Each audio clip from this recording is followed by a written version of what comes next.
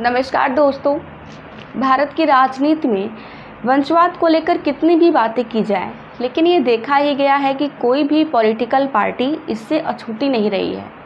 इससे ये तो साफ है कि राजनीतिक वंशवाद की जड़ें भारत में बहुत गहरी हैं। लोकतांत्रिक व्यवस्था अपने आप में ही एक सुप्रीम व्यवस्था मानी जाती है। ये राजतंत्र या तानाशाही से बिल्कुल ही डिफरेंट होती है। राजतंत्र में जहाँ एक ही वंश या एक ही परिवार के लोगों का राज पीढ़ी दर पीढ़ी चलता रहता है, वहीं लोकतंत्र में लोग अपने प्रतिनिधियों का चुनाव करते हैं। राजनीति में कुछ परिवारों का एकाधिपत्य चलता है। अब इस परिवारवाद या वंशवाद का अपना भी इतिहास रहा है।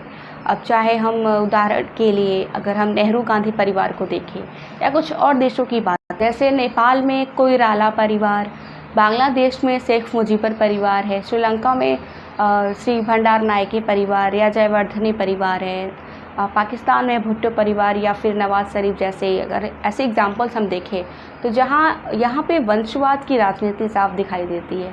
इसके अलावा देखा जाए तो अमेरिका, जापान, फिलीपींस और इंडोनेशिया जैसे देशों की स्थिति भी यही है।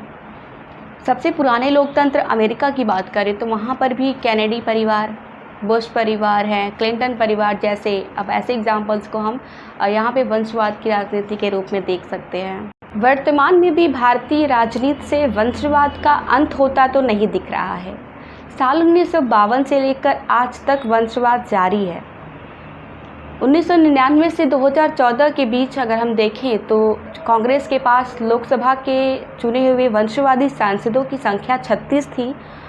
तो जहाँ तक अन्य पार्टियों का सवाल है तो भाजपा भी 31 सांसदों के साथ कांग्रेस को बराबर टक्कर दे रही थी। प्रायः यह देखा गया है कि जिस राजनीतिक पार्टी से जिस राजनीतिक परिवार से अगर एक कोई बड़ा नेता हो जाता है तो परिवार के बाकी सदस्यों को विरासत में राजनीति मिल जाती है। आपको पता होना चाहिए 2019 के लोकसभा चुनाव की बात करें तो देश की दो बड़ी राष्ट्रीय पार्टियों जैसे कांग्रेस से 31% सांसद और भाजपा से 22% सांसद वंशवादी राजनीतिक पृष्ठभूमि से चुनकर आए हैं। ऐसे ही वंशवादी राजनीति हमें राज्य में भी देखने को मिलती है। सबसे बड़े राज्य जनसंख्या की दृष्टि से उत्तर प्रदेश में भी वर्तमान में देखें तो 80 में से 22 सांसद वो किसी न किसी राजनीतिक घराने से संबंधित हैं। फिर ऐसे ही पश्चिम बंगाल को देख ले या फिर पंजाब को देख ले, कई एग्जाम्पल्स हैं ऐसे। भारत में राजनीतिक वंशवाद का एक महत्वपूर्ण कारक व्यक्ति पूजा रहा है। इसके तहत किसी व्यक्ति विशेष को महान बताकर, महान मानकर उसकी पूजा की जाने लगती है। अगर भारत के संदर्भ में देखें तो इंदिरा गांधी, नेहरू जी ऐसे ही महान शख्सियत रहे हैं। अब लोग क्या समझते हैं कि अगर किसी परिवार से एक महान शासक निकला है, एक महान राजनेता बना है, तो लोगों का मानना ये होता है कि हो सकता है कि उसकी अगली पीढ़ी भी जो है, उसका अगला जो उनके बेटे हैं या बेटी हैं तो वो भी उतने ही काबिल हो, महान हो। तो ये ज़रूरी नहीं है। दूसरा कारण ये है कि जो राजनीतिक परिवार है वो खुद भी चाहते हैं कि लोकतंत्र में हमारी जो राजवंशी परंपरा है वो उनकी बनी रहे। तो इसके लिए वे अपने बेटे बेटी को या पत्नी को या अपने कुछ और रिश्तेदारों को पार्टी के जो टॉप के स्थान होते हैं वहाँ पे रखते हैं उनको। एग्जाम्पल के लिए प्रथम प्रधानमंत्री नेहरू जी के द्वारा इंदिरा गांधी को, अपनी बेटी इंदिरा गांधी को भावी राजनेत्री के रूप में स्थापित करने का प्रयास हो, चाहे प्रेजेंट में देखें तो सोनिया गांधी के बाद राहुल गांधी का अध्यक्ष बनना हो, या फिर किसी और राज्यों में देखें तो पंजाब में बादल परिवार, बिहार में लालू और रामविलास परिवार, या फिर यूपी में देखें तो अखिलेश यादव, मुलायम सिंह यादव, अखिलेश यादव। ऐसे ही बहुत सारे एग्जाम्पल्स हैं। ऐसे एग्जाम्पल्स की कमी नहीं है जहाँ पे परिवारवादी राजनीति देखने को मिलती है। पॉलिटिक्स में ये वंशवादिता कुछ हद तक चुनावी खर्च के कारण भी आती है। अब चुनाव में इतना ज़्यादा खर्च होता है, आप देख भी सकते हैं कि पिछले कुछ सालों से चुनाव में इतने ज़्यादा जो खर्च बढ़ रहे हैं, तो वो चाहेंगे कि जब इतने ज़्यादा वह खर्च करते हैं तो चुनाव जीतने के बाद वे चाहेंगे कि इसका कुछ रिटर्न्स भी तो मिले।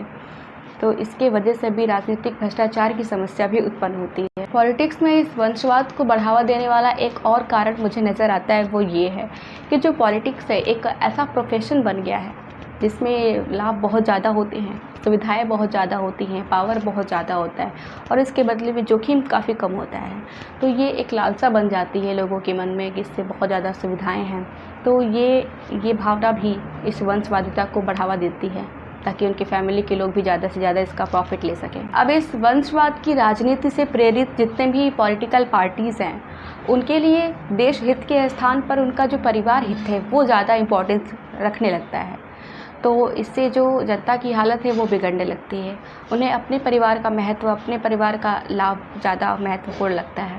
अब ऐसे में जो सच्चे जो जननायक हैं, जो सच में चाहते हैं, जनता की आकांक्षाओं को समझते हैं, उनकी चिंताओं को समझते हैं, तो ऐसे में जो सच्चे राजनेता है फिर उनको पनपने नहीं दिया जाता है, फिर उनके लिए काफ़ी चुनौतीपूर्ण हो जाता है, फिर उनके लिए राजनीति में आने के रास्ते कम हो जाते हैं। एक और नुकसान इससे ये होता है कि जो प्रतिभा है, योग्यता है वो नेताओं की, वो हाशिए पे पहुंच जाती है। अगर पिछले कुछ सालों का ट्रेंड देखें तो हम पाएंगे कि जिन राज्यों में ये परिवारवाद की राजनीति ज़्यादा है वहाँ पर गरीबी भी ज़्यादा है, चाहे वो यूपी हो या बिहार हो एट्सेट्रा। वंशवाद या परिवारवाद की राजनीति ये स्वाभाविक रूप से बहुत ख़राब है, लेकिन इन सब के बावजूद इसका भी एक सकारात्मक पहलू है कि ये ज़रूरी नहीं है कि जो है सारे उनके जो अगली पीढ़ी है वो भी ख़राब होगी। तो हो सकता है कि कुछ अच्छे नेता हो उनकी अगली पीढ़ी में भी, तो ये कोई बहुत गलत बात नहीं है। तो लेकिन इसके लिए नेताओं को ये समझना पड़ेगा कि उनकी जो परिवार के सदस्य, उनको खुद भी निष्पक्ष होकर ये मूल्यांकन करना चाहिए कि क्या वो वाकई एक अच्छे राजनेता के रूप में ये आगे आ पाएंगे, क्या इनके अंदर वो काबिलियत है, क्या वो वाकई उसके योग्य हैं, तो ही उनको राजनीति के लिए प्रोत्साहित करें। अन्यथा नहीं कि वो सिर्फ एक पॉलिटिकल बहुत बड़े नेता के बेटे हैं या रिश्तेदार हैं, तो इसकी वजह से इस पॉलिटिक्स में उनके लिए जगह नहीं होनी चाहिए। तो ये और जनता को भी ये देखना चाहिए कि क्या जो नेता वाकई काबिल है तो उसी को चुनना चाहिए, और ऐसे अगर वो गलत है, जो काबिल नहीं है, ऐसे लोगों का विरोध भी करना चाहिए।